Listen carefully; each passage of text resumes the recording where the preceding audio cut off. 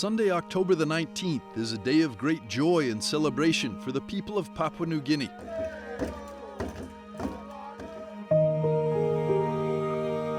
For the first time in history, an indigenous saint to the island, Peter Turat, is being canonized by Pope Leo XIV. They are more than happy, and they are very delighted, and it's a first time for us to have a local saint. Rudolf Pamat is one of only 2 students from Papua New Guinea currently studying in Rome. He's in his 3rd year of theology at the Pontifical Urbaniana University. For Rudolf, the canonization of Peter Turat carries deep personal meaning. I come from the Archdiocese of Rabaul, where Peter Turat was martyred. The feast of Blessed Peter Turat was instituted by Pope John Paul II. That's on the 7th July. So I come to know more about Blessed Peter Turat when we celebrate the feast. Born in 1912 and raised in a devout Christian household, Peter Turat began religious studies at a young age and was commissioned as a catechist by German missionaries. Known for his spiritual strength, compassion, and unwavering commitment to teaching, Peter quickly became a pillar of his local community. Peter Turat è una bella figura, soprattutto una figura. Peter Turat is a beautiful figure, a husband, a father, and a catechist. He comes from the very first generation of Christians in Papua New Guinea. His parents were among the first to be baptized. During the Japanese occupation of Papua New Guinea in the 1940s, both foreign missionaries and Catholic Papuans were imprisoned and executed, and Christianity was outlawed. Despite this, Peter Turat continued baptizing children, leading prayers and ministering to the sick and elderly. In 1945, he publicly denounced the promotion of polygamy, which the Japanese had encouraged in order to ingratiate themselves with local tribes. Peter Turat was then arrested, and after 2 months in prison, was secretly executed by lethal injection.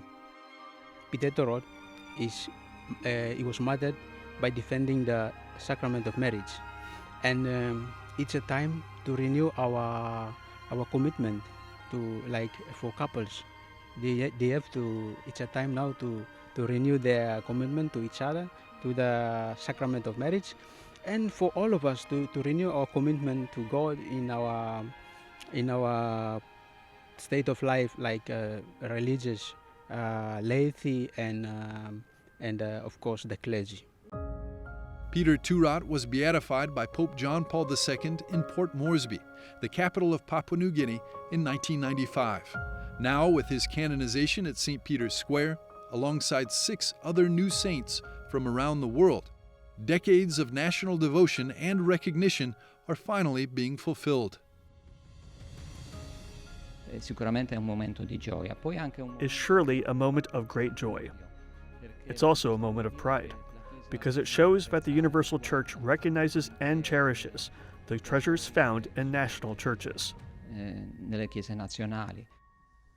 Faith in Papua New Guinea remains vibrant and alive, with Christianity being the official state religion and Catholicism being the largest denomination, even though the first Catholic missionaries arrived on the remote shores of Yule Island just 150 years ago. During Pope Francis's apostolic journey to Oceania in 2024, our EWTN team had the privilege of visiting the site where Catholicism first took root and where the very first Mass was celebrated by missionaries in 1885.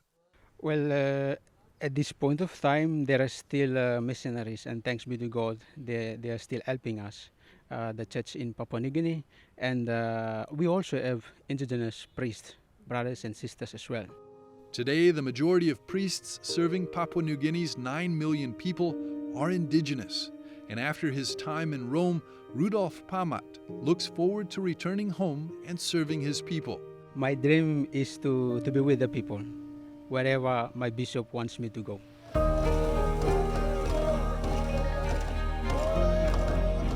And now, with St. Peter Turat as a heavenly intercessor, he'll have the strength and blessing to fulfill his mission.